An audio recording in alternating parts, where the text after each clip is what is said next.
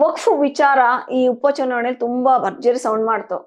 ಮುಸ್ಲಿಮ್ಸರಿಂದಾನೇ ಗೆದ್ದಿದ್ದು ಇಲ್ಲಿವರೆಗೂ ದೇವೇಗೌಡರು, ಕುಮಾರಸ್ವಾಮಿ ಅಂದ್ರಿ. ನಿಖಿಲ್ ಕುಮಾರಸ್ವಾಮಿಗೆ ಮುಸ್ಲಿಮ್ಸ್ ಓಟ್ ಕೈ ಕೊಟ್ಟಿದ್ದಾವೆ, ನಿಜನಾ? ಸೋತ್ರಲ್ಲ. ಹೌದು, ಸೋತ್ರು. ಮುಸ್ಲಿಮ್ಸ್ ಅಷ್ಟೇ ಅಲ್ಲ, ಬಹುಸಂಖ್ಯಾತ ಒಕ್ಕಲಿಗರು ಅವ್ರಿಗೆ ಕೈ ಬಿಟ್ಟಿದ್ದಾರೆ. 1,10,000 ಓಟ್ನಲ್ಲಿ 90,000 ಓಟ್ ಪೋಲಾಯ್ತು, 95,000 ಓಟ್ ಪೋಲಾಯ್ತು. ಎಲ್ಲೋಯ್ತು ಓಟ್ ಅದು?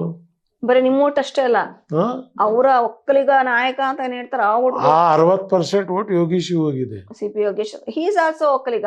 ಎಸ್. ಅವ್ರು ಹೇಳ್ತಾರೆ ನಂಗೆ ಮುಸ್ಲಿಮ್ಸ್ ಓಟ್ ಹಾಕಿಲ್ಲ, ಮುಸ್ಲಿಮ್ಸ್ ನನಗೆ ಕೈ ಕೊಟ್ರು ಅಂತ. ಒಕ್ಕಲಿಗರು ಕೈ ಕೊಟ್ಟಿಲ್ವಾ?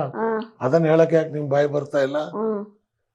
ಯಾವ ಜಾತಿಯವ್ರು ನೀವು ಓಟ್ ಕೊಟ್ಟಿಲ್ಲ ಹೇಳಕ್ ಸಾಧ್ಯ? ನೀವು ಸಾಬ್ರಿಗೆ ಯಾಕಂತ ಹೇಳಿದ್ರಂದ್ರೆ ಸಾಫ್ಟ್ ಟಾರ್ಗೆಟ್, ಏನ್ ಬೇಕಾದ್ರೆ ಹೇಳ್ಬೋದು. ನೀವ್ ಹೇಳ್ತೀರಿ ದೇವೇಗೌಡ ಸಾಬ್ರು ಓಟಿಂದಾನೇ ಪ್ರೈಮ್ ಮಿನಿಸ್ಟರ್ ಕೂಡ ಆದ್ರು ಅಂತ. 100%. ರಾಮನಗರದಲ್ಲಿ 32,000 ಜನ ಮುಸ್ಲಿಮ್ಸ್ ಓಟ್ ಕೊಟ್ಟಾಗ 9,000 ದೇವೇಗೌಡರು ಗೆದ್ರು. ರಾಮನಗರದಲ್ಲಿ ಆವಾಗ ದೇವೇಗೌಡರಿಗೆ ಬಂದಿದ್ದು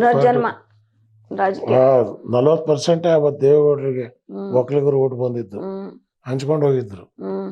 ಮುಖ್ಯಮಂತ್ರಿ ಆದ್ಮೇಲೆ ಅವರು ದೇವೇಗೌಡರು ಆದ್ರು. ನಿಮ್ಮ ಸಪೋರ್ಟ್ ಇಲ್ಲದೆ, ನಿಮ್ಮ ಸಮುದಾಯದ ಸಪೋರ್ಟ್ ಇಲ್ಲದೆ ಯಾವ ಸಾಧ್ಯ ಇಲ್ಲ. Even Congress also needed your vote bank. Yes, everybody, even there are certain BJP MLAs. ಬಿಜೆಪಿಗೂ ಕೂಡ ನಿಮ್ಮ yes, though on personal relationship they are taking the votes. ಆದ್ರೆ ಅವ್ರು ಒಪ್ಪಲ್ಲ. ಒಪ್ಪಲ್ಲ, ಹೆಂಗ್ ಒಪ್ಕೋತಾರೆ? ವಕ್ಫ್ ವಿಚಾರ ತುಂಬಾ ಮುನ್ನೆಲೆ ಬಂತಲ್ಲ sir. Zameer is hero now, ಏನ್ ಹೇಳ್ತೀರಾ ಯಾವ್ದ್ರ ಬಗ್ಗೆ? ಈ ಉಪಚುನಾವಣೆಯಲ್ಲಿ ಏನಾದ್ರು ಜಮೀರ್ ಗೆಲುವು ತಾನೆ? ಯೋಗೇಶ್ವರ್ ಗೆಲುವಿದು. ಚನ್ನಪಟ್ಟಣದಾಗೆ ಜಮೀರ್ ದಾಟ ಅಲ್ಲ, ಯೋಗೇಶ್ವರ್ ಗೆಲುವುದು. ಅಂದ್ರೆ ಜಮೀರ್ಗೂ ಸಿಎಂ ಇಬ್ರಾಹಿಂಗೂ ಆಗಲ್ವಾ? ನೋ ಏನು ಅವನಿಗೆ ಪಾರ್ಟ್ನರ್ಶಿಪ್ ತಂದಾರ.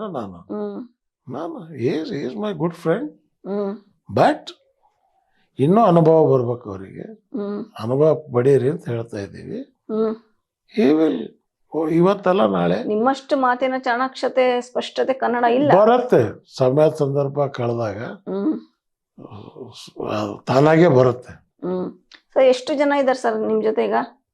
ಯಾರು MLAs? ನಾನೀಗ ಸಂಖ್ಯೆ ಹೇಳಲ್ಲ, ಟೈಮ್ ಬಂದಾಗ ಬಹಿರಂಗ ಪಡಿಸ್ತೀನಿ ನಾನು.